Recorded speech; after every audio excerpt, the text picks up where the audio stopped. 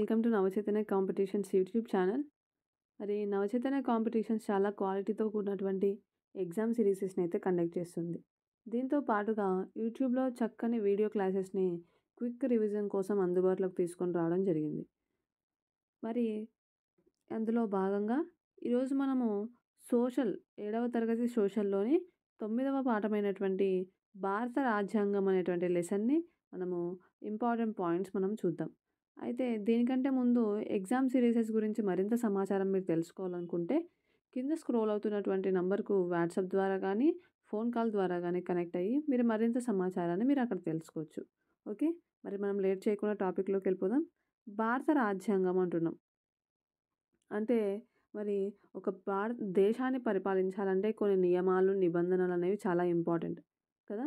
మరి ఆ నియమాలు, నిబంధనలు రూపొందించుకోవడానికి మరి మనము దేన్ని ఎంచుకుంటాము అంటే రాజ్యాంగాన్ని రూపొందించుకోవాల్సినటువంటి అవసరం అనేది ఉంటదనమాట.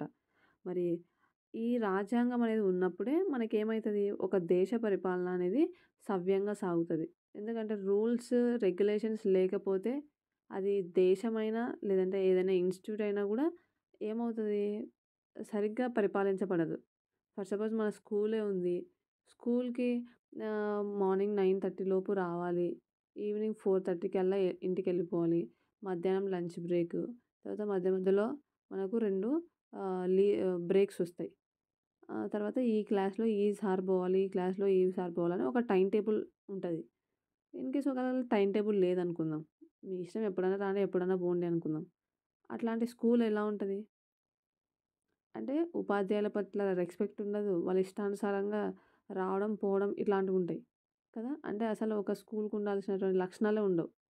సేమ్ అదే విధంగానే మరి దేశానికి రాజ్యాంగం లేకపోతే గూడా ప్రజల వాళ్ళ యొక్క ఇష్టానుసారంగా జీవిస్తారు. నియమాలు, నిబంధనలు లేకుండా నైతికంగా గూడా కొన్నిసార్లు మనకి రాజ్యాంగాన్ని చూసి భయపడి వాటిని మనము ఫాలో అయ్యేటువంటి ఛాన్సెస్ ఉన్నాయి. కాబట్టి రాజ్యాంగం అనేది చాలా ఇంపార్టెంట్ అనమాట. సో, మరి రాజ్యాంగంకి సంబంధించినటువంటి మనం కొన్ని ఇంపార్టెంట్ పాయింట్స్ అనేవి మనం ఇక్కడ చూడబోతున్నాం. ఓకేనా? మరి చూడండి. భారత రాజ్యాంగం యొక్క సంక్షిప్త నేపథ్యం అని చెప్పేసి ఇవ్వడం జరిగింది. అయితే బ్రిటిష్ వాళ్ళు మనల్ని పరిపాలించేటప్పుడు భారతదేశానికి రాజ్యాంగం అనేది ఏమీ లేదనమాట. ఓకేనా? వీళ్ళు బ్రిటిష్ పార్లమెంట్ చట్టాలుంటాయి కదా! ఆ చట్టాల ప్రకారమే భారతదేశాన్ని వాళ్ళు పరిపాలించడం జరిగింది. దాంట్లో ముఖ్యమైనటువంటి చట్టం ఏది అంటే భారత ప్రభుత్వ చట్టము 1935. ఓకేనా? భారత ప్రభుత్వ చట్టము 1935 అనేది ఏంటి అంటే బ్రిటిష్ పార్లమెంట్ చేసినటువంటి చట్టాలలో ఇదొకటనమాట. అంతేగాని ఇది మనది గాదు. వాళ్ళది. ఓకేనా? సో, మరి ఈ చట్టము ఏం చెప్తుంది చూద్దాం చూడండి. ఈ చట్టం ద్వారా ప్రావిన్స్‌లు మరియు స్వదేశీ సంస్థానాలతో కూడిన అఖిల భారత సమాఖ్య అనేది ఏర్పడింది. కేంద్రం మరియు రాష్ట్రాల మధ్య అధికారులను 3 జాబితాలుగా విభజించడం జరిగింది. ఏమేమి? కేంద్రంలో ద్వంద్వ ప్రభుత్వాన్ని ఏర్పాటు చేసింది.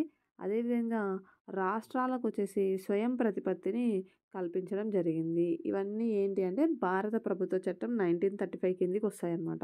ఓకేనా? మరి అసలు భారత రాజ్యాంగానికి పునాదులు ఎక్కడి నుంచి పడినాయి అనేది మనం ఇక్కడ చూద్దాం. చూడండి. బ్రిటిష్ పాలనలో భారత రాజ్యాంగానికి సంబంధించినటువంటి కార్యక్రమాలు ఏమన్నా జరిగాయా అంటే 1928వ సంవత్సరంలో భారత రాజ్యాంగాన్ని రూపొందించడానికి భారత జాతీయ కాంగ్రెస్ సహా అన్ని పార్టీలు కూడా ఒక కమిటీని ఏర్పాటు చేశాయన్నమాట. మరి ఈ కమిటీకి చైర్మన్‌గా ఎవరు వ్యవహరించారు అంటే మోతీలాల్ నెహ్రూ గారు. ఈయన వచ్చేసి ఎవరంటే మనకి జవహర్లాల్ నెహ్రూ గారి యొక్క తండ్రి అన్నమాట. మరి ఈ కమిటీకి చైర్మన్‌గా ఈయన వ్యవహరించడం జరిగింది. సో, మరి ఈ కమిటీ తన నివేదికను ఏ సంవత్సరంలో సమర్పించింది అంటే 1929వ సంవత్సరంలో తన నివేదికను సమర్పించడం జరిగింది. అందుకే దీన్ని ఏమని పిలుస్తామంటే నెహ్రూ వేదిక అని పిలుస్తాం. ఓకేనా? నెహ్రూ నివేదిక అంటాం. మరి అదే విధంగా దీన్ని ఏమంటామంటే మొదటి రాజ్యాంగ పత్రంగా కూడా దీన్ని పరిగణించడం జరుగుతది. మోతీలాల్ నెహ్రూ అందించినటువంటి సమర్పించినటువంటి నివేదికనే భారతదేశం యొక్క మొదటి రాజ్యాంగ పత్రంగా దీన్ని చూస్తామన్నమాట. అయితే దీనిని బ్రిటిషర్స్ అమలు చేయనీయలేదన్నమాట. అప్పట్లో దీన్ని అంగీకరించలేదు. అంగీకరించినందుకు ఈ రాజ్యాంగ పత్రం అనేది అమల్లోకి రాలేదన్నమాట. అయితే తిరిగి మన వాళ్ళు 1931వ సంవత్సరంలో కరాచీలో జరిగిన భారత జాతీయ కాంగ్రెస్ సమావేశం స్వతంత్ర భారతదేశం యొక్క రాజ్యాంగం ఎలా ఉండాలో ఒక తీర్మానాన్ని ఆమోదించడం జరిగింది.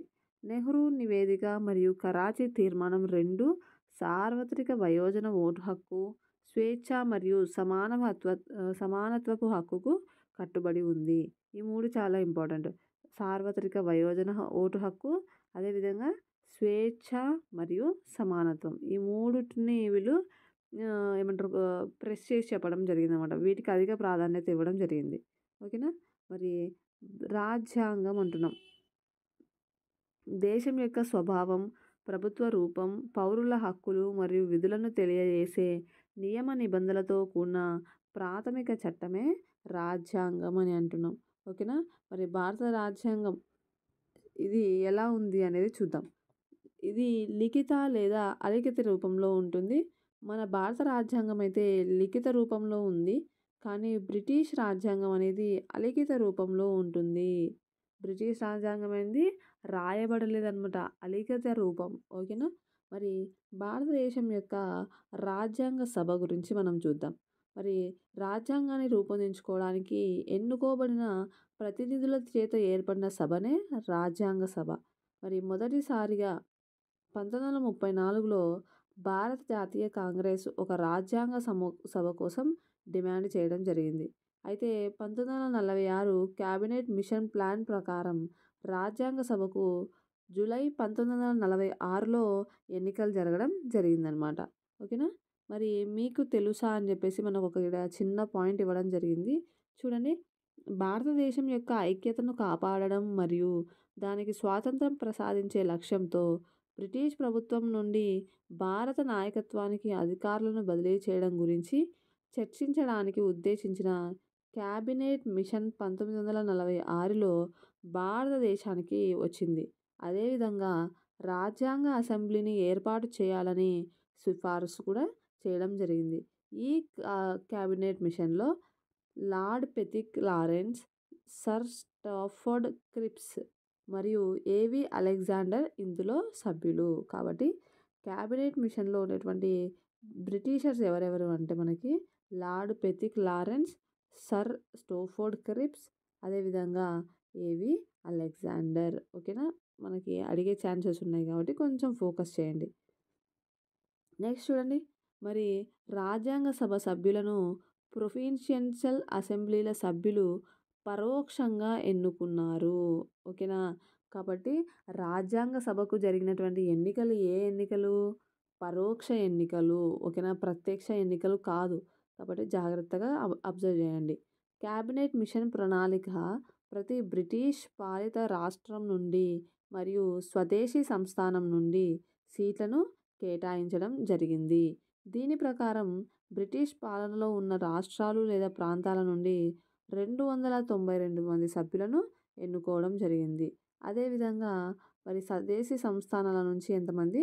93 మంది ఈ సభ్యులను సిఫార్సు చేయడం జరిగిందనమాట. నెక్స్ట్ వచ్చేసి చాలా ఇంపార్టెంట్. చూడండి. ఢిల్లీ, అజ్మీర్, మేవాడ్, కూర్గ్ మరియు బ్రిటిష్ బెలుచిస్తాన్ నుండి 4 సభ్యులు ఎన్నుకోవడం జరిగింది. దీంతో భారత రాజ్యాంగ సభ మొత్తం సభ్యుల సంఖ్య ఎంత అంట? 389కి చేరుకుంది. ఓకేనా. మరి ఈ 389లో షెడ్యూల్ కులాలకు చెందినటువంటి వారు ఎంతమంది ఉన్నారంటే 26 మంది ఉన్నారు. ఈ 389లో ఈ 9 ఎవరు అంటే మహిళా సభ్యులు అనమాట. 9 మహిళా సభ్యులు మరి మనకు రాజ్యాంగ సభలో ఉన్నారన్నమాట. అయితే భారతదేశము 1947లో పాకిస్తాన్ నుంచి విడిపోవడం జరిగింది. దేశ విభజన అనేది జరిగింది. కాబట్టి అప్పుడు మరి భారత రాజ్యాంగం వేరుంటుంది, పాకిస్తాన్కి సంబంధించినటువంటి రాజ్యాంగం వేరుంటుంది. కాబట్టి ఏమైపోయింది? భారత రాజ్యాంగ సభ వేరైపోయింది, పాకిస్తాన్ రాజ్యాంగ సభ అనేది ఏర్పాటు కావడం జరిగింది. దీంతో మనకేమైందంటే రాజ్యాంగ సభ సభ్యులు గూడా విభజించబడి ఉన్నారు. అప్పుడు ఏమైందంటే మనకు భారత రాజ్యాంగానికి ఎంతమంది సభ్యులొచ్చినారంటే 299 మంది సభ్యులు ఉన్నారు. అదే మనకి పాకిస్తాన్‌కొచ్చేసి రిమైనింగ్ ఎంతమంది 389లో ఈ 299 మందిని తీసేయండి. అప్పుడు రిమైనింగ్ సభ్యులంతా ఎవరు అంటే పాకిస్తాన్‌కి సంబంధించినటువంటి సభ్యులనమాట. నెక్స్ట్ చూడండి మరి ఈ రాజ్యాంగ సభ యొక్క అధ్యక్షుడు ఎవరు అంటే చాలా ఇంపార్టెంట్ బాబు రాజేంద్ర ప్రసాద్ గారు. మరి రాజ్యాంగ సభ యొక్క అధ్యక్షుడు. ముసాయిదా కమిటీ చైర్మన్ ఎవరు అన్నప్పుడు అప్పుడు మనకు బిఆర్ అంబేద్కర్. ఓకేనా? మనము రాజ్యాంగ సభ అనే లోపల జనరల్‌గా మనం ఏమనుకుంటాం అంటే బిఆర్ అంబేద్కర్ అనుకుంటాం. కానీ బాగా ఫోకస్ చేయండి. రాజ్యాంగ సభ సభ్యుడు ఎవరంటే మనకు డాక్టర్ బాబు రాజేంద్ర ప్రసాద్ గారు. ఓకేనా?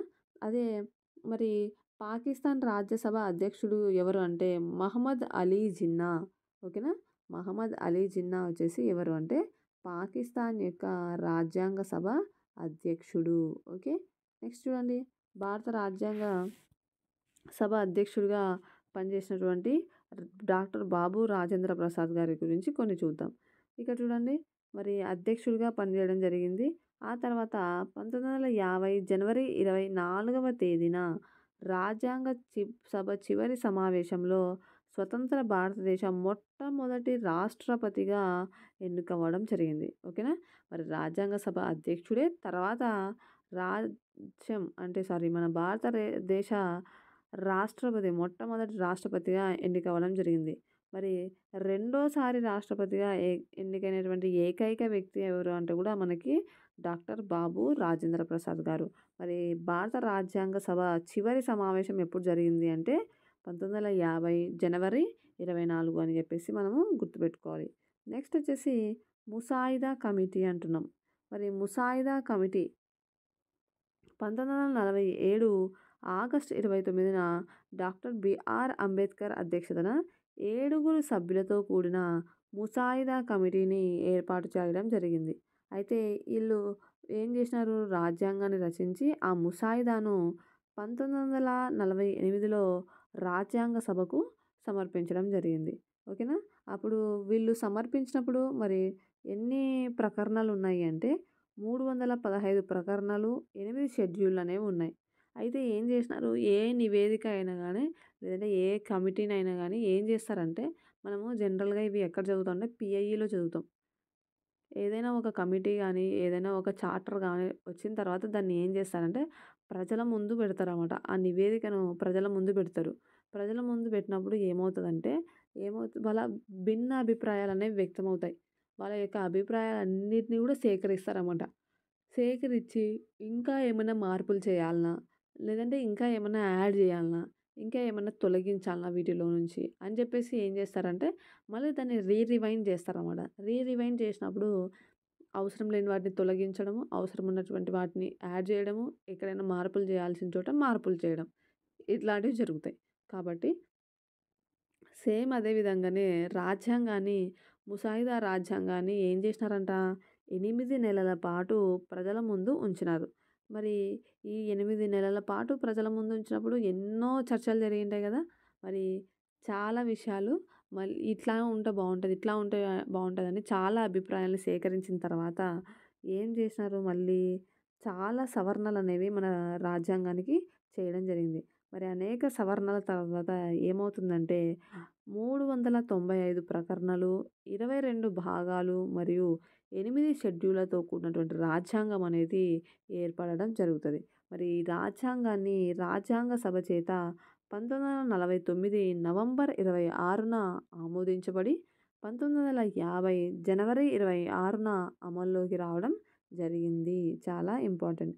మరి మన భారత రాజ్యాంగ పిత ఎవరు? డాక్టర్ భీమ్‌రావ్ అంబేద్కర్ గారు. ఓకేనా? మరి ఈయననే మనము బాబాసాహెబ్ అంబేద్కర్ అని గూడా పిలుస్తాము.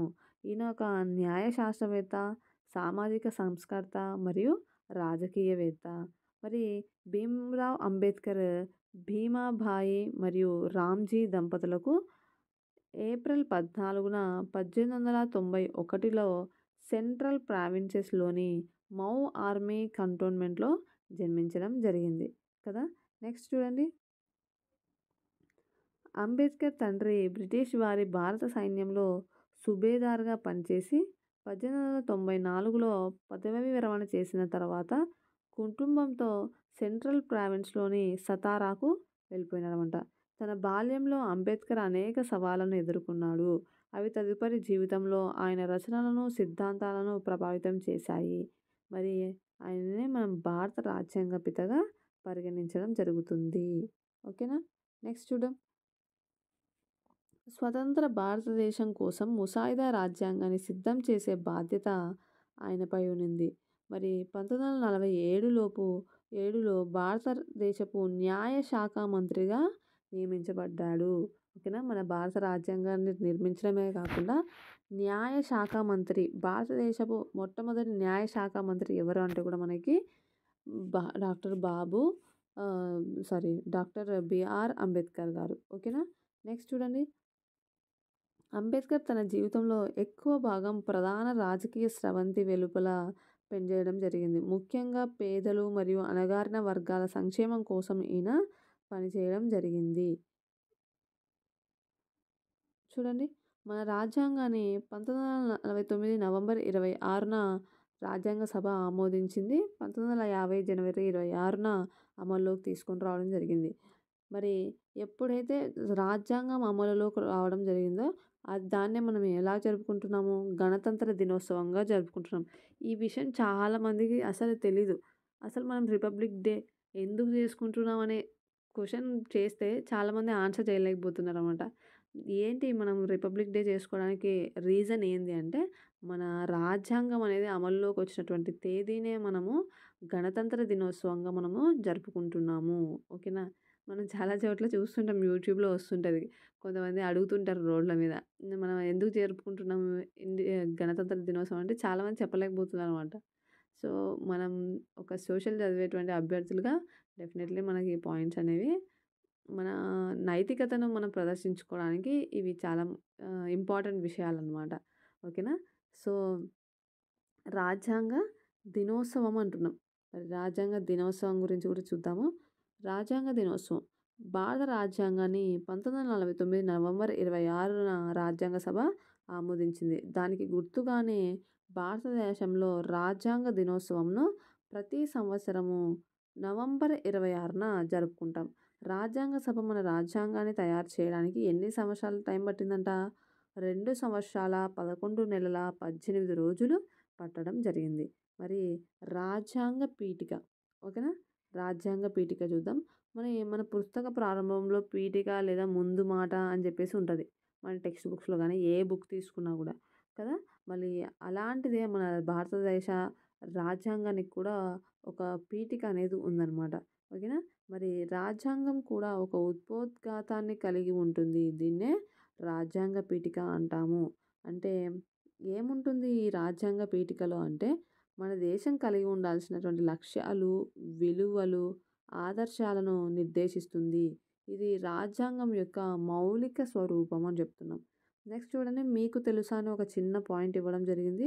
ఏంటి అంటే 13/12/1946 రాజ్యాంగ సభ ప్రారంభ సమావేశంలో పండిట్ జవహర్లాల్ నెహ్రూ గారు ప్రసంగించడం జరిగింది. మరి ఆ రోజుననే అతడు లక్ష్యాల తీర్మానాన్ని ప్రతిపాదించడం జరిగింది. ఇదే భారత రాజ్యాంగ పీఠికకు మూలాధారం అని చెప్తున్నాం. కాబట్టి భారత రాజ్యాంగ తీర్మానం అనేది భారత రాజ్యాంగ పీఠిక అనేది మరి దేని నుంచి దేనికి తీసుకోవడం జరిగిందంటే లక్ష్యాల తీర్మానం. ఓకేనా? సో, దాంట్లో ఉన్నటువంటి అంశాలనే మనము పీఠికలో ఉంచుకున్నాం అనమాట. నెక్స్ట్ చూడండి. ప్రకరణ లేదా అధికరణ అనేది రాజ్యాంగంలోని ఒక నిర్దిష్ట అంశంపై నిర్దిష్ట నియమము లేదా సూత్రాన్ని సూచిస్తుంది. అదే భాగం అంటే ఏంటి అంటే ఒక భావనకు సంబంధించిన ప్రకరణ సముదాయాన్ని సూచిస్తుంది. మరి షెడ్యూల్ అనేది ఏంటి అంటే ప్రకరణలలో పేర్కొనబడని అదనపు లేదా అదనపు సమాచారం లేదా వివరాలను సూచించేదే మనకి ఏంటి అంటే షెడ్యూల్. ఓకేనా? సామ్యవాదము, లౌకిక పదాలు అనేటివి మనకి 1976 42వ రాజ్యాంగ సవరణ ద్వారా ప్రవేశికలో చేర్చబడడం జరిగింది. మరి ఎట్లా గుర్తుపెట్టుకుంటారంటే నేను జనరల్‌గా అయితే 76 కదా! 76 అంటే లాస్ట్‌లో 6 4+2 అనేది గూడా 6 అయితది గదా మనకి. కాబట్టి నేను అట్లా జస్ట్ ఐడెంటిఫై కోసం గుర్తుపెట్టుకున్నా. 1976 42వ రాజ్యాంగ సవరణ ద్వారా మరి సామ్యవాదం, లౌకిక అనేటువంటి పదాలను చేర్చడం జరిగిందనమాట. ఓకేనా? మరి ఇక్కడ ఉన్నటువంటి చూడండి మనకి ఇదే మన భారత రాజ్యాంగం యొక్క పీఠిక అనమాట. చాలా ఇంపార్టెంట్. మనకి భారత ప్రజలమైన మేము భారతదేశంని సర్వసత్తాక, సామ్యవాద, లౌకిక, ప్రజాస్వామ్య, గణతంత్ర రాజ్యంగా నిర్మించుకోవడానికి పౌరులందరికీ సాంఘిక, ఆర్థిక, రాజకీయ న్యాయాన్ని, ఆలోచన, భావ ప్రకటన, విశ్వాసం, ధర్మం, ఆరాధనలో స్వాతంత్రాన్ని, అంతస్తుల్లోనూ, అవకాశాల్లోనూ సమానత్వాన్ని, వారందరిలో హ్మ్. వ్యక్తి గౌరవాన్ని, జాతీయ సమైక్యతను సంరక్షిస్తూ సౌభ్రాతృత్వాన్ని పెంపొందించడానికి 1949లో నవంబర్ 26న భారత రాజ్యాంగ పరిషత్తులో ఎంపిక చేసుకొని శాసనంగా రూపొందించుకున్న ఈ రాజ్యాంగాన్ని మాకు మేము ఇచ్చుకున్నాము అని చెప్పేసి ఈ రాజ్యాంగ పీఠికలో ఉంది. మరి ఈ పాయింట్ చాలా ఇంపార్టెంట్. సర్వసత్తాక సామ్యవాద లౌకిక ప్రజాస్వామ్య గణతంత్ర రాజ్యం అని చెప్పేసి మనకి ఈ లైన్ అడుగుతాడు. కరెక్ట్ ఆర్డర్‌లో పెట్టమంటాడు. చిన్న కోడ్ ఏంటంటే ఎస్ఎస్ ఎల్‌పిజి, ఎల్‌పిజి గ్యాస్ ఉంటది కదా మనకి. ఎస్ఎస్ అది ఎల్‌పిజి. అంటే ఎస్ అంటే సర్వసత్తాక, ఎస్ అంటే సామ్యవాద, ఎల్ అంటే లౌకిక, పి అంటే ప్రజాస్వామ్య, జి అంటే గణతంత్ర అని చెప్పేసి గుర్తుపెట్టుకున్నా. మీరు వేరేలా గుర్తుపెట్టుకున్నా ఓకే. No problem. ఓకేనా? మరి భారత రాజ్యాంగ పీఠికలోని అంశాలను మనం చూద్దాం. చూడండి. ఫస్ట్ వచ్చేసి మనకి సర్వసత్తాక అంటున్నాం కదా! సర్వసత్తాక అంటే ఏంటంటే బాహ్య మరియు అంతర్గత విషయాలపై నిర్ణయాలు తీసుకునేటువంటి పూర్తి అధికారం ఎవరికుంటదంటే మన భారతదేశానికే ఉంటది. నెక్స్ట్ వచ్చేసి సామ్యవాదం. సమాజంలోని సామాజిక, ఆర్థిక మరియు రాజకీయ అసమానతలు తగ్గించడం ద్వారా సామాజిక న్యాయం అందించబడుతుంది. నెక్స్ట్ వచ్చేసి లౌకికవాదం. లౌకికవాదం అంటే ఏంది? ప్రతి పౌరుడు తమకు ఇష్టమైనటువంటి మతాన్ని అనుసరించవచ్చు, దాన్ని ప్రచారం చేసుకోవచ్చు అని చెప్పేసి రాజ్యాంగం పరంగా ఏ అధికారిత మతం అనేది లేదు. అన్ని మతాలు సమానమే అని చెప్పేసి మనకి చెప్పడం జరిగిందనమాట. నెక్స్ట్ వచ్చేసి ప్రజాస్వామ్యం. మరి ప్రజల చేత ఎన్నుకోబడినటువంటి ప్రజాప్రతినిధులచే ప్రభుత్వం అనేది నడపబడుతుంది. అదేవిధంగా గణతంత్ర వ్యవస్థ. రాజ్యాధినేత ఎన్నికల ద్వారా ఎన్నుకోబడతారు. నెక్స్ట్ వచ్చేసి న్యాయం. భారత రాజ్యాంగం పౌరులందరికీ సామాజిక, ఆర్థిక మరియు రాజకీయ న్యాయాన్ని హామీ ఇచ్చింది. కులం, మతం మరియు లింగం ఆధారంగా పౌరుల పట్ల వివక్ష చూపరాదు. ప్రభుత్వ అందరి సంక్షేమానికి కృషి చేయాలి అని చెప్పేసి చెప్పడం జరిగింది. నెక్స్ట్ స్వేచ్ఛ. అందరికీ స్వేచ్ఛ అని అర్థం. రాజ్యాంగ ప్రవేశిక పౌరులకు ఒకరి సొంత సమ్మకం మరియు విశ్వాసం ప్రకారం ఆలోచించడం, వ్యక్తీకరించడం మరియు ఆరాధించడం కోసం స్వేచ్ఛను అందిస్తుంది. నెక్స్ట్ సమానత్వం. చట్టం ముందు అందరూ సమానమే. అందరికీ సమాన అవకాశాలనేవి పొందుతారు కాబట్టి సమానత్వం అనేటువంటి విషయాన్ని కూడా మనకి చెప్తున్నారన్నమాట. నెక్స్ట్ వచ్చేసి భారత రాజ్యాంగం యొక్క ఉపోద్ఘాతం పౌరులందరికీ సమాన హోదాను సాధించడానికి అవకాశాలను కల్పిస్తుంది. నెక్స్ట్ సౌభ్రాతృత్వం అంటే ఏంటి అంటే సోదరభావం. ఇది ప్రజలందరి మధ్య ఐక్యత, సమగ్రత మరియు విధేయతను ప్రోత్సహిస్తుంది. నెక్స్ట్ వచ్చేసి ఐక్యత మరియు సమగ్రత అని చెప్పేసి చెప్పడం జరిగింది. మరి దేశం యొక్క ఐక్యత మరియు సమగ్రత అనేది మన దేశం యొక్క అభివృద్ధి మరియు పురోగతి ఐక్యంగా ఉండాలని పేర్కొనడం పీఠికలోని మరొక వాగ్దానము. భారతదేశం సమాఖ్య స్వభావం కలిగి ఉన్నప్పటికీ ఇది ఏకీకృత న్యాయ వ్యవస్థ, ఏక పౌరసత్వం, ఒకే రాజ్యాంగం మరియు ప్రాథమిక హక్కులు మరియు అఖిల భారత సేవల వ్యవస్థను కలిగి ఉంటుంది. నెక్స్ట్ చూడండి. భారత రాజ్యాంగం యొక్క విశిష్ట లక్షణాలు చూద్దాం. మరి భారత రాజ్యాంగం అనేక విశిష్ట లక్షణాలనేటివి కలిగి ఉంది. అవి మనము చూడండి. ప్రాథమిక హక్కులు అంటున్నాం. మరి ప్రాథమిక హక్కులు అనేవి చాలా చాలా ఇంపార్టెంట్. మనకు ఈ ప్రాథమిక హక్కుల్లో ఏ హక్కుకైనా భంగం కలిగితే డెఫినెట్లీ మనం దానికోసం పోరాడేటువంటి అవకాశాన్ని మనకు భారత రాజ్యాంగం కల్పిస్తుందన్నమాట. కాబట్టి చాలా ఇంపార్టెంట్. చూడండి మరి భారత ప్రాథమిక హక్కులనేవి ఎన్నవ భాగంలో ఉన్నాయంటే, మూడవ భాగంలో ఉన్నాయి. ఏ ఆర్టికల్ నుంచి ఏ ఆర్టికల్ వరకు ప్రాథమిక హక్కులున్నాయంటే, 14-32 వరకు 6 ప్రాథమిక హక్కులనేవి ఉన్నాయి. ఇవి ఏంటి అంటే, పీడనాన్ని నిరోధించే హక్కు, స్వేచ్ఛా హక్కు, సమానత్వపు హక్కు, మత స్వాతంత్రపు హక్కు, విద్యా సాంస్కృతిక హక్కు, రాజ్యాంగ పరిహారపు హక్కు అని జెప్పేసి మనకున్నాయన్నమాట. మరి భారత రాజ్యాంగ ఆవిర్భావ సమయంలో మనకు 7 ప్రాథమిక హక్కులుండేవి. కానీ 1978 సంవత్సరంలో 44వ రాజ్యాంగ సవరణ ద్వారా ప్రాథమిక హక్కుల జాబితా నుండి ఆస్తి హక్కును తొలగించడం జరిగింది. మరి 78వ సవరణ అంటున్నాం. 8 ఇక్కడ కూడా 4+4 8 వస్తది. కాబట్టి 1978 44వ రాజ్యాంగ సవరణ ద్వారా తొలగించబడినటువంటి హక్కు ఏది అంటే మనకి ఆస్తి హక్కు అనేది తొలగించడం జరిగిందనమాట. ఓకేనా? మరి ఇక్కడ మనకి ప్రాథమిక హక్కుల గురించి ఇన్ఫర్మేషన్ ఉంది. చాలా ఇంపార్టెంట్. చూడండి. ఫస్ట్‌ది వచ్చేసి మనకి సమానత్వపు హక్కు. ఎక్కడి నుంచి ఎక్కడి దాకా అంటే 14-18 ప్రకరణల వరకు ఇది పొందుపరచడం జరిగింది. మరి భారత రాజ్యాంగం సమానత్వపు హక్కుకు హామీ ఇస్తుంది.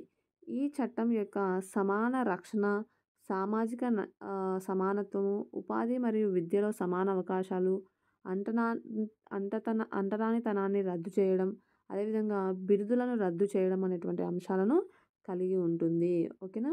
నెక్స్ట్ చూడండి స్వేచ్ఛా హక్కు. స్వేచ్ఛా హక్కు వచ్చేసి 19-22. ఈ స్వేచ్ఛా హక్కు కింద 6 రకాలైనటువంటి స్వేచ్ఛలకు హామీ ఇస్తుంది. ఏంటి అంటే వాక్ మరియు భావ ప్రకటన స్వేచ్ఛ, ఆయుధాలు లేకుండా శాంతియుతంగా సమావేశమయ్యే స్వేచ్ఛ, సంఘాలు లేదా వ్యవస్థలుగా ఏర్పడడానికి స్వేచ్ఛ, సంచరించడానికి స్వేచ్ఛ, భారతదేశంలోని ఏ ప్రాంతంలోనైనా నివసించడానికి మరియు స్థిరపడడానికి స్వేచ్ఛ, ఏదైనా వృత్తిని చేపట్టడానికి స్వేచ్ఛ, అదేవిధంగా జీవించే హక్కు అని చెప్పేసి మనకి ఇవ్వడం జరిగిందనమాట. నెక్స్ట్ వచ్చేసి పీడనాన్ని నిరోధించే హక్కు. ఇది వచ్చేసి 23-24. ఏంటి అంటే ఈ హక్కు కింద వెట్టి చాకిరీ అనేది నిషేధించబడింది. బాల కార్మిక వ్యవస్థ నిషేధించబడింది. అదేవిధంగా 14 సంవత్సరాల కంటే తక్కువ ఉన్న వయసు పిల్లలు ఏదేని కర్మాగారంలో గానీ, గనులలో గానీ పని చేయించకూడదు. అదేవిధంగా ప్రమాదకరమైనటువంటి ఉపాధిలో నియమించకూడదు అని చెప్పేసి ఈ ఆర్టికల్ మనకు చెప్తుందనమాట. నెక్స్ట్ వచ్చేసి మత స్వాతంత్రపు హక్కు. 25-28 ఆర్టికల్స్ మనకి మత స్వాతంత్రపు హక్కు గురించి చెప్తది. ఏంటి అంటే వ్యక్తులు అందరూ తమ మనస్సాక్షిని అనుసరించడానికి మరియు ఏ మతాన్ని అయినా ఆచరించే స్వేచ్ఛను కలిగి ఉంటారు. మన దేశంలో హిందూ మతం, ఇస్లాం, క్రైస్తవ మతం, సిక్కు, బౌద్ధ మతం, జైన మతం వంటి అనేక మతాలు ఉన్నప్పటికీ రాజ్యానికి అధికార మతం అనేది ఏది కూడా లేదు.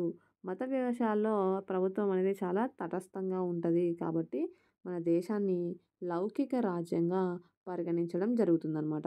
నెక్స్ట్ వచ్చేసి విద్యా సాంస్కృతిక హక్కు. ఇది వచ్చేసి 29-30. భారత రాజ్యాంగం ప్రకారం మైనారిటీలందరూ మత ప్రాతిపదికన లేదా భాష ప్రాతిపదికన తనకు నచ్చిన విశ్వవిద్యాలయాల్లో, విద్యా సంస్థల్లో స్థాపించడానికి, నిర్వహించుకోవడానికి హక్కు ఉంది. వారు తమ సంస్కృతిని పరిరక్షించుకునేటువంటి హక్కు కూడా కలిగి ఉంటారు అని చెప్పేసి చెప్తుంది. నెక్స్ట్ వచ్చేసి రాజ్యాంగ పరిహారపు హక్కు. ఇది ఆర్టికల్ 32. ఇది వచ్చేసి హైకోర్టు మరియు సుప్రీంకోర్టు మరియు హైకోర్టు ద్వారా అన్ని ప్రాథమిక హక్కులను ఇది రక్షిస్తుందనమాట. ఏది రాజ్యాంగ పరిహారపు హక్కు. తర్వాత మనకు సమాచారపు హక్కు గురించి ఇవ్వడం జరిగింది. మరి సమాచారం ఏదైనా విషయం గురించి సమాచారం తెలుసుకోవడం అనేది కూడా మనకు ఒక హక్కు అనమాట. మనము డెఫినెట్లీ ప్రభుత్వం దగ్గర పోయి మనం ఆ సమాచారాన్ని సేకరించుకోవచ్చు. సో ఇది చూడండి సమాచారపు హక్కు చట్టం ప్రతి పౌరునికి ప్రభుత్వం నుండి ఏదైనా సమాచారాన్ని తీసుకోవడానికి అధికారం కల్పిస్తుంది. ఇది పరిపాలనలో పారదర్శకతను కల్పిస్తుంది. మరి ఎప్పుడు దీన్ని ఆమోదించడం జరిగిందంటే 2005లో భారత పార్లమెంట్ దీన్ని ఆమోదించడం జరిగింది. అక్టోబర్ 12, 2005 నుండి ఇది అమలులోకి రావడం జరిగింది. నెక్స్ట్ విద్యా హక్కు. మనం ఇది ఆల్రెడీ చాలా సార్లు చదివే ఉంటాము. కాబట్టి మళ్ళొకసారి చూడండి. మన పార్లమెంటు స్వేచ్ఛా హక్కులో భాగంగా విద్యను కూడా ప్రాథమిక హక్కులో చేర్చడం జరిగింది. 2002 86వ రాజ్యాంగ సవరణ ద్వారా భారత పార్లమెంటు ఆమోదంతో మరి విద్యను ప్రాథమిక హక్కుగా 21A ప్రకరణ ద్వారా చేర్చడం జరిగింది. మరి ఏం చెప్తుంది ఇది? 6-14 సంవత్సరాల మధ్య వయసున్న పిల్లలందరికీ కూడా ఉచిత మరియు నిర్బంధ విద్యను అందించాలని ఈ చట్టము పేర్కొనడం జరుగుతుంది. నెక్స్ట్ వచ్చేసి బాలల ఉచిత మరియు నిర్బంధ విద్యా హక్కు చట్టాన్ని 2009లో భారత పార్లమెంటు దీన్ని ఆమోదించడం జరిగింది. మరి ఈ చట్టం ఎప్పటి నుంచి అమల్లోకి వచ్చిందంట? ఏప్రిల్ 1, 2010లో అమల్లోకి రావడం జరిగింది. ఓకేనా? మనకిక్కడ మీకు తెలుసా అని చెప్పేసి కొన్ని పాయింట్స్ ఇవ్వడం జరిగింది. ఇక్కడ చూద్దాం. బాలల హక్కుల పరిరక్షణ సదస్సులో ఐక్యరాజ్య సమితి చేసిన తీర్మానాలపై మన దేశం కూడా సంతకం చేయడం జరిగింది.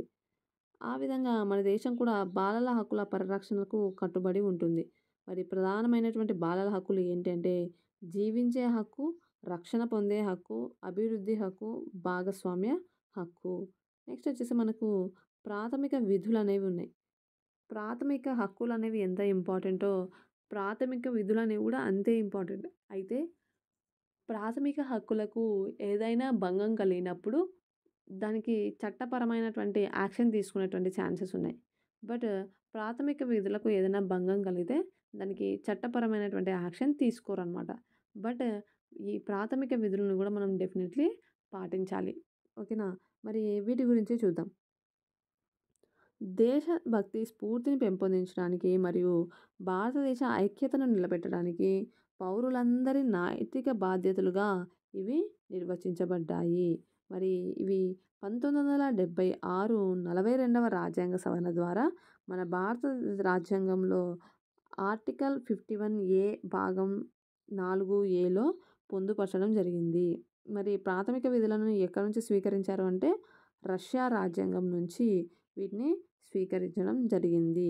ఓకేనా? మరి హక్కులు మరియు విధులు ఒకదానితో ఒకటి పరిపూరకమైనవి.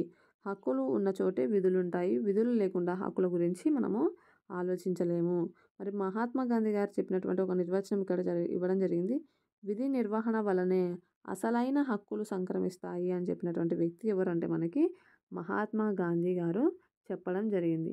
మరి ఇక్కడ మనకి ప్రాథమిక విధులనేవి ఇవ్వడం జరిగింది. చూడండి. రాజ్యాంగానికి బద్ధుడై ఉండుట, జాతీయ పతాకమును మరియు జాతీయ గీతాన్ని గౌరవించుట, అదేవిధంగా భారత సార్వభౌమత్వము, ఐక్యత, అఖండతను సమర్థించుట, సంరక్షించుట, సామరస్యాన్ని, సోదర భావాన్ని పెంపొందించుట, సహజ పర్యావరణాన్ని కాపాడి అభివృద్ధి పరచుట, ప్రజల ఆస్తిని సంరక్షించుట, హింసను విడనాడుట, విద్యావకాశాలను కల్పించుట, స్వాతంత్ర పోరాట ఆదర్శాలను అనుసరించుట, దేశమును రక్షించుటకు మరియు కోరినప్పుడు జాతికి సేవ చేయుట అనేవి మనకి నెక్స్ట్ సుసంపన్నమైన మన సంస్కృతిని వారసత్వాన్ని రక్షించుట, శాస్త్రీయ దృక్పథాన్ని మానవతావాదాన్ని పెంపొందించుట, అభ్యున్నతి కోసం కృషి చేయడం అనేవి మనకు ఏంటి అంటే ప్రాథమిక విధులకు సంబంధించినటువంటి ఇన్ఫర్మేషన్ అనమాట. నెక్స్ట్ చూడండి. మరి భారత రాజ్యాంగం దేశ పౌరులకు మరియు దేశంలో నివసించాలి అనేటువంటి ప్రజలకు కొన్ని హక్కులను హామీగా ఇస్తుంది. ఇక్కడ చూడండి. మనకు కొన్ని ఇవ్వడం జరిగింది. ప్రకటనలు ప్రాథమిక హక్కు, ప్రాథమిక విధ. వెట్టి చాకిరీ నిషేధము పాఠశాలల్లో వెట్టి చాకిరీ నిషేధం అనేది ఏంటి అంటే మనకు ఒక ప్రాథమిక హక్కు. అదే పాఠశాల విద్యార్థులు లైబ్రరీ, కంప్యూటర్ ల్యాబ్, తరగతి గదులు మరియు ఫర్నిచర్ వంటి పాఠశాల ఆస్తిని కాపాడడం అనేది ఏంటి అంటే మనకి ప్రాథమిక విధి. నెక్స్ట్ వచ్చేసి అంటరానితనం నిర్మూలన అని చెప్పేసి ఇవ్వడం జరిగింది. ఇది వచ్చేసి మనకి ప్రాథమిక హక్కు. శాస్త్రీయ దృక్పథాన్ని, మానవతావాదాన్ని పెంపొందించడం అనేది ప్రాథమిక విధి. రాజ్యాంగం జాతీయ జెండాను, జాతీయ గీతానికి కట్టుబడి ఉండటం అనేది కూడా మనకు ప్రాథమిక విధి. భారతదేశంలోని ఏ ప్రాంతంలోనైనా నివసించవచ్చు మరియు స్థిరపడవచ్చు అంటే ఇది ఏంటంటే మనకి ప్రాథమిక హక్కు. ఓకేనా? నెక్స్ట్ విలువలు మరియు బాధ్యతాయుతంగా పౌరసత్వం అని చెప్పేసి ఇవ్వడం జరిగింది. విలువలు వ్యక్తుల ప్రవర్తనను నిర్ణయించే అంతర్గత ప్రమాణాలు. ఇవి మన చర్యలను ప్రేరేపిస్తాయి. ఇవి మన జీవితంలో ముఖ్యమైనవిగా మరియు పవిత్రమైనవిగా ఉంటాయి. ఓకేనా? మరి ఆ విలువలనేవి జస్ట్ మీకి చదివితే అర్థమైపోతది. నేను చదువుతూ వెళ్తా చూడండి. ఒకసారి రివైజ్ చేసుకోండి. విలువలు వ్యక్తిలో ఉండే నైతికత అనేవి కుటుంబం, సమవయస్కులు, సామాజిక నేపథ్యంలో మొదలైన కారకాలతో ప్రభావితం అవుతాయి. ఒక వ్యక్తిని గానీ, సమాజం గానీ అభివృద్ధి సాధించాలంటే విలువలు అనేవి అత్యంత ఆవశ్యకమైనవి. ముఖ్యంగా ప్రజాస్వామ్యం విజయవంతం కావడానికి ఇవి మరింత అవసరమవుతాయి. నెక్స్ట్ వచ్చేసి నీతి, నిజాయితీ, నిబద్ధత, పారదర్శకత, జవాబుదారీతనం, చిత్తశుద్ధి మొదలైన విలువలను పౌరులు కలిగి ఉన్నప్పుడు సమాజం అన్ని విధాలుగా ప్రగతి పథంలో పయనిస్తుంది. బాధ్యతాయుతమైన పౌరులుగా భారత రాజ్యాంగం ప్రసాదించిన హక్కులను అనుభవిస్తూ వ్యక్తిగత ప్రగతిని సాధిస్తూనే సమాజ శ్రేయస్సు కొరకు పౌర విధులను కూడా సక్రమంగా నిర్వహించాలి. మరి మన దేశానికి స్వాతంత్రం సంపాదించి పెట్టిన భారతీయ నాయకుల యొక్క దేశభక్తిని ఆదర్శంగా తీసుకొని మరి అన్ని సందర్భాల్లో అదే స్ఫూర్తితో మనం పనిచేయాలి. స్వీయ క్రమశిక్షణ కలిగి ఉండాలి. పాఠ్యేతర కార్యకలాపాలు నిర్వహించేటప్పుడు క్రమశిక్షణను పాటించాలి. క్రీడా మైదానంలో ఆటలు ఆడేటప్పుడు క్రీడా స్ఫూర్తితో మెలిగి గెలుపు ఓటములు ఆటలో భాగంగా మనం భావించాలి. వివిధ ఆచార సంప్రదాయాలు మన దేశంలో తోటి వారి పట్ల సహనం, సోదరభావం కలిగి ఉండి వారి అభిప్రాయాలను గౌరవిస్తూ మనం ఇతరుల నుండి ఏమి ఆశిస్తున్నామో అలాగే ఇతర విషయాల్లో కూడా మర్యాదపూర్వకంగా నడుచుకోవాలి. రాజ్యాంగం పట్ల గౌరవాన్ని, విధేయతను కనబరుస్తూ విలువలను పాటిస్తూ ఉత్తమ పౌరులుగా మెలిగినప్పుడు మన రాజ్యాంగ నిర్మాతల యొక్క ఆశయాలు, లక్ష్యాలనేవి నెరవేరబడతాయి. ఓకేనా? మరి ఇది ఇవాల్టి లెసన్‌లో ఉన్నటువంటి ఇంపార్టెంట్ పాయింట్స్. మళ్ళీ రేపటి మరొక లెసన్‌తో మీ ముందుంటాను. అంతవరకు సెలవు. మరి ఈ వీడియో గనుక మీకు నచ్చినట్టయితే లైక్ చేయండి, షేర్ చేయండి. ఏవైనా డౌట్స్ ఉంటే కామెంట్ బాక్స్‌లో తెలియజేయండి. అండ్ సబ్స్క్రైబ్ చేసుకోవాల్సిందిగా మనస్ఫూర్తిగా కోరుకుంటూ సెలవు తీసుకుంటున్నాను. Thank you so much and have a nice day.